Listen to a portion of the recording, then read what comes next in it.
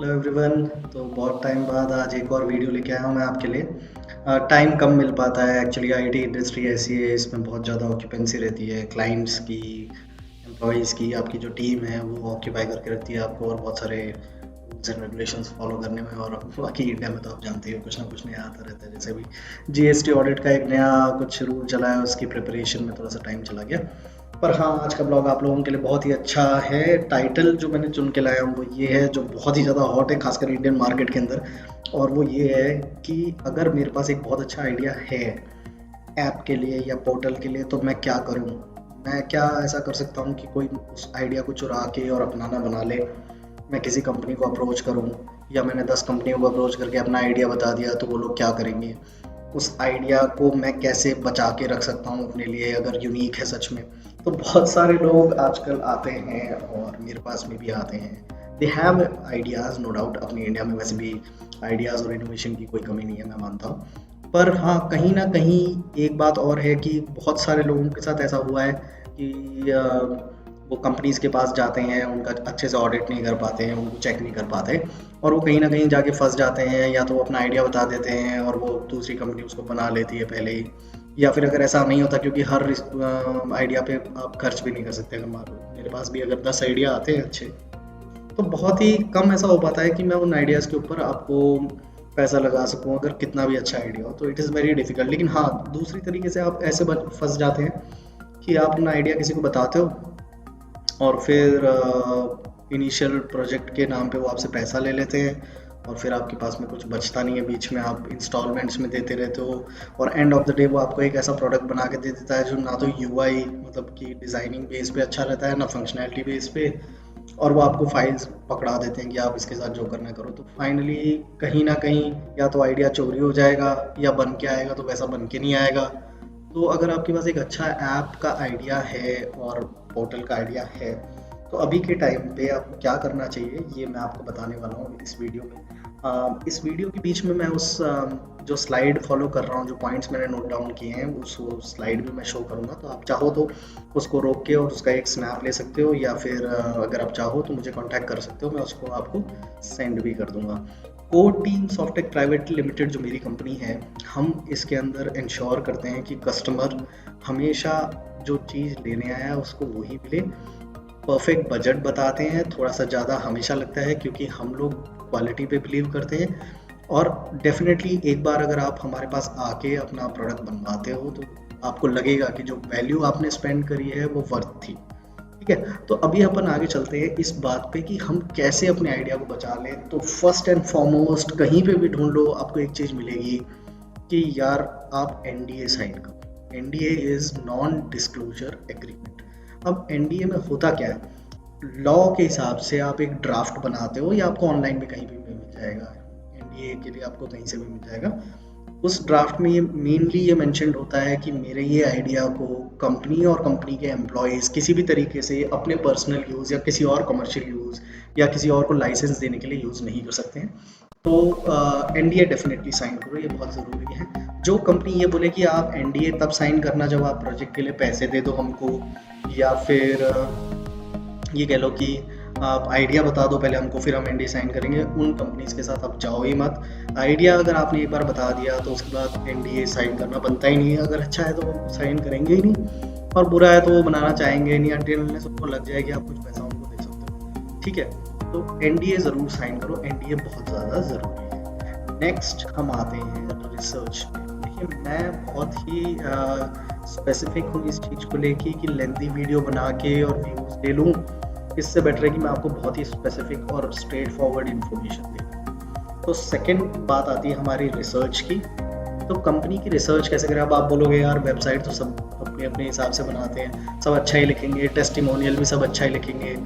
तो मैं बताता हूँ आपको एक बहुत बहुत मतलब ये आप कह लो बहुत बेसिक सी एक चीज़ है, लेकिन हम लोग मिस कर जाते हैं अपनी डे टू डे लाइफ में। हम क्या टेस्टिमोनियल पढ़ लेते हैं, वो जो खुद के परिवार या अपने फ्रेंड से लिखवाई हुई होती है, एम्प्लॉयज़ भी लिख देते हैं कई बार। तो या तो वो पढ़ लेते हैं, और या फिर उनकी वेबसाइट पे जाके उनका अबाउट अस सेक्शन पढ़ लिया, ये देख लिया कि उन्होंने क्या क्या काम किया था, लेकिन हम रिलेट करना नहीं चाहते उसको। समझ रहे हैं आप। तो अब क्या करना है आपको रिसर्च करते समय, पहला तो ये देख लो कि अगर आपके लोकल मार्केट की कंपनी है तो किसी और ने अगर वहाँ से काम कराया तो सीधा उससे बात कर लो। अगर क्लाइंट उनकी वेबसाइट पे लिस्ट है तो उनके 1-2 क्लाइंट से बात कर लो।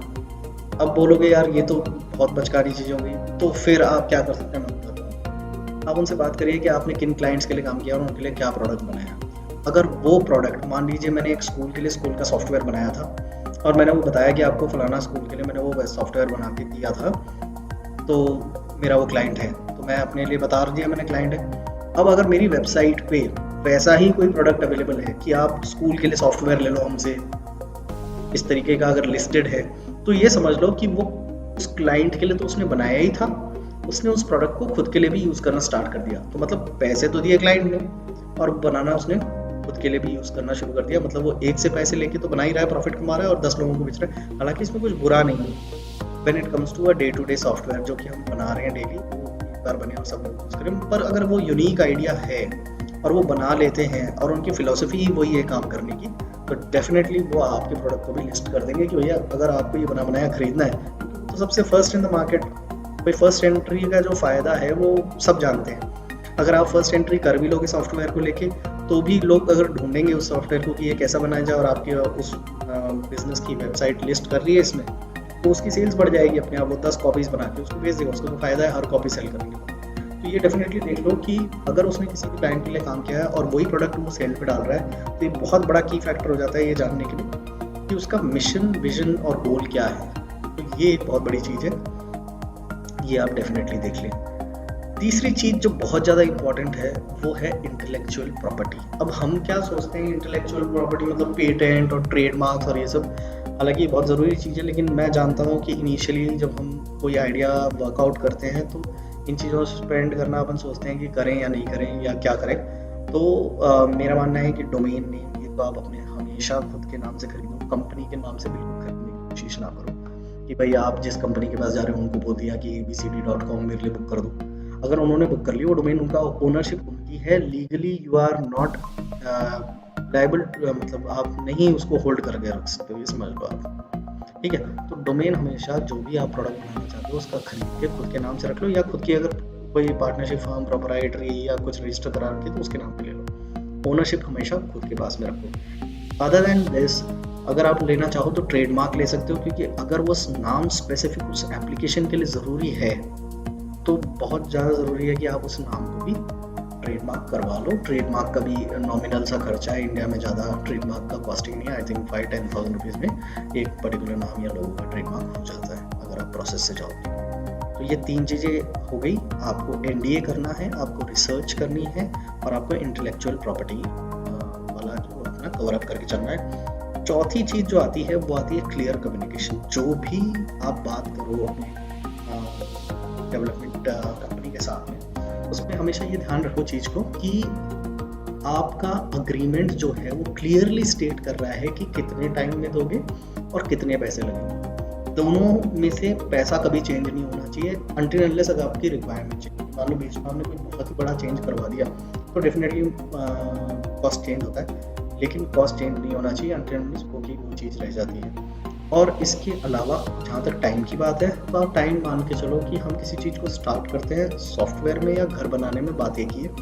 हम जब उसके आधे तक पहुँचते हैं, हमको विजुअलाइज होने लग जाता है, तो अपने को दिखता है कि अपन 5 चीज़ें और डाल दें उसमें छोटी मोटी, या 2-3 चीज़ें हटा दें।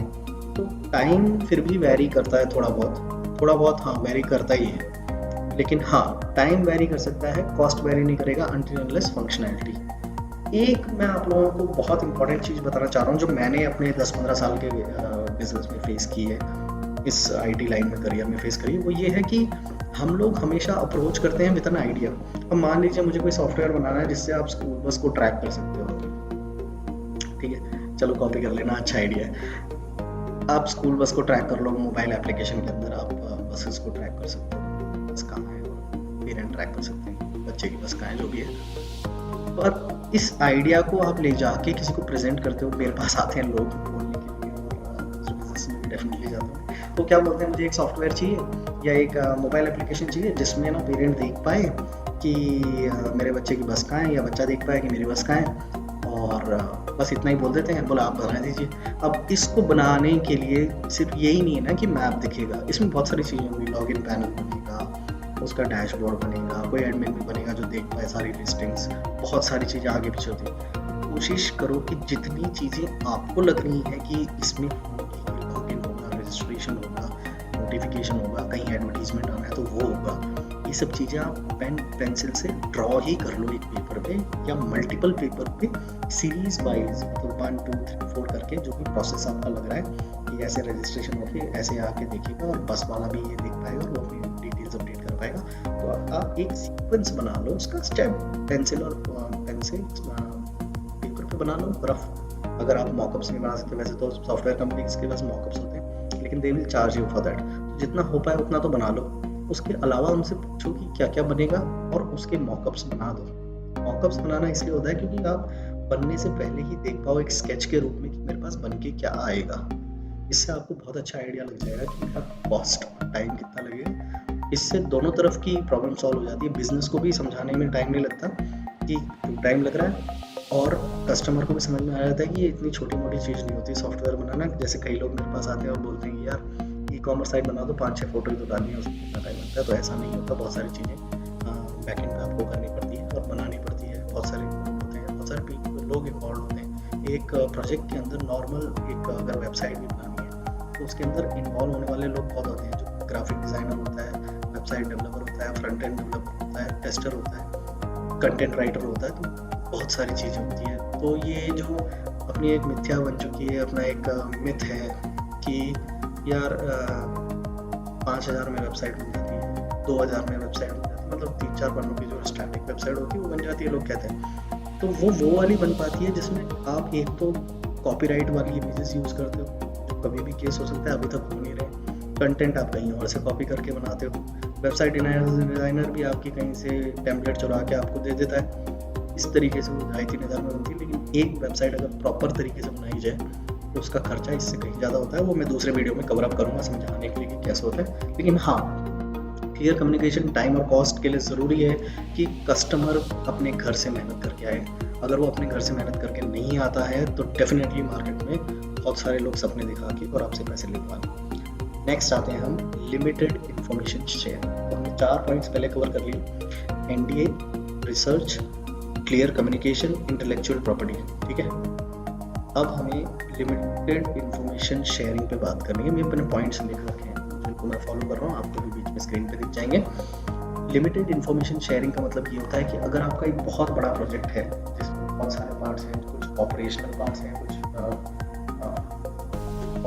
टेक्निकल पार्ट्स हैं, और एक बीच में वो डिजिटल प्लेटफॉर्म है जो सारी चीज़ों को जोड़ रहा है, तो आपको हर चीज़ के बारे में डिटेल बताने की जरूरत नहीं है, क्योंकि वो ही आपका बिजनेस का एक यूएसपी रहने वाला है, यूनिक सेलिंग प्रपोजिशन।